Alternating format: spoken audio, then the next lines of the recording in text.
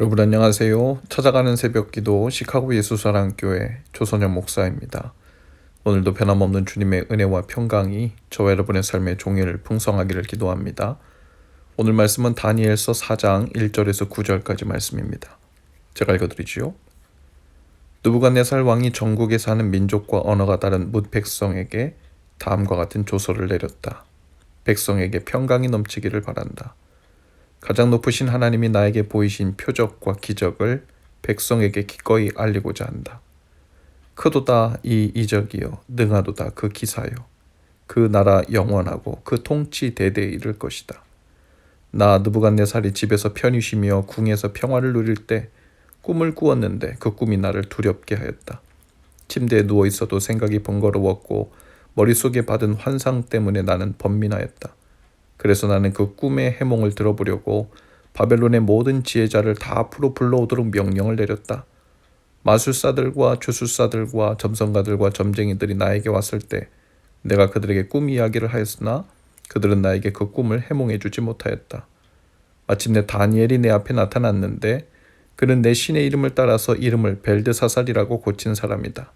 그는 거룩한 신들의 영을 지닌 사람이어서 내가 꾼 꿈을 그에게 말해 주었다.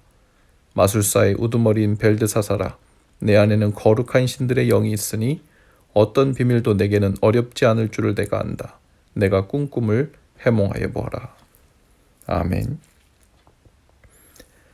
오늘 본문은 느부갓네살 왕의 회심에 관한 사건으로 성경에서도 아주 독특한 사건의 내용입니다.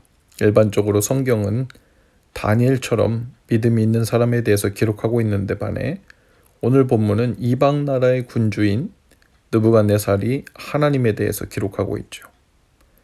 느부갓네살 왕은 다신교를 믿는 우상 숭배자였고 바벨론 제국의 왕으로 그가 유일하신 하나님을 믿고 변화되리라고는 상상도 할 수 없는 일이었죠.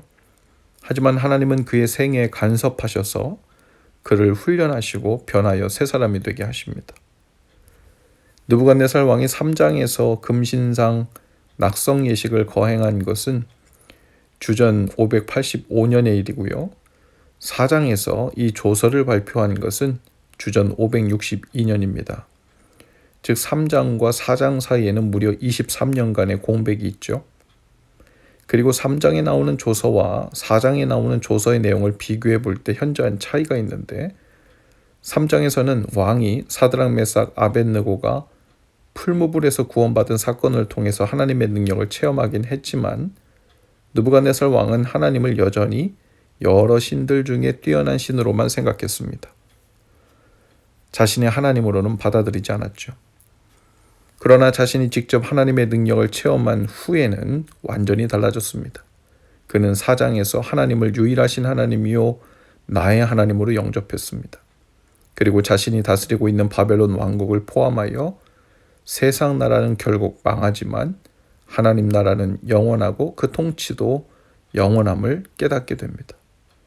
우상 숭배자요 교만하고 포악했던 이방 나라의 절대 군주가 변화되어 신앙 간증을 하고 하나님을 찬양하는 일, 그리고 그 조서를 많은 백성들에게 발표하는 이런 일이 나타나는 정말 놀라운 일이죠.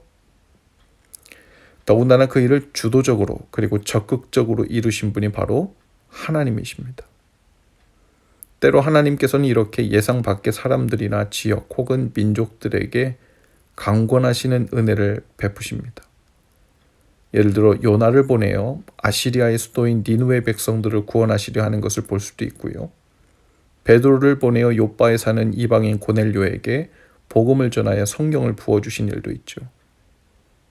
이렇게 하나님은 단순히 이스라엘의 하나님만이 아니시고 이방인과 더불어 온 세상의 하나님이실 뿐 아니라 때로는 그렇게 강권하여 사람을 보내시기도 하시고 또 꿈이나 환상을 보여주시기도 하셔서 한 영혼을 회심하도록 적극적으로 길을 여시는 하나님을 우리가 목격하게 됩니다. 오늘 그 온 세상에 하나님께서 돌보시는 사람들, 동물들, 식물들 또한 하나님께서 기르시고 구원하시기 원하시는 피조물들임을 기억하면서 우리도 새로운 눈으로 주님의 마음으로 그들을 대할 수 있기를 바랍니다. 느부갓네살을 구원하시고 회심시키기 위해 다니엘을 곁에 준비하셨던 것처럼 오늘 저와 여러분을 누군가 하나님을 알지 못하는 사람들 곁에 다니엘처럼 우리를 붙여주신 이유가 있을 것입니다. 그 다니엘의 마음으로 그들 곁에서 하나님을 소개하기도 하고 하나님 믿는 자의 모습을 보이면서 그들을 위해 기도하는 자리를 감당할 수 있게 되기를 주님의 이름으로 축복합니다. 기도합시다.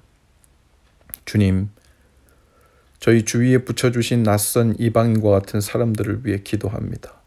비록 그들이 하나님과는 아주 멀어 보이는 느부갓네살 같아 보여도 그들을 향한 주님의 사랑과 열심을 저희도 보고 품게 하시고 그들 앞에서 다니엘의 역할을 감당할 수 있도록 저희에게 지혜를 주시고 인도해 주옵소서. 예수님 이름으로 기도합니다. 아멘. 여러분 오늘도 예수 사랑으로 화이팅입니다. 내일 아침에 다시 찾아뵙지요.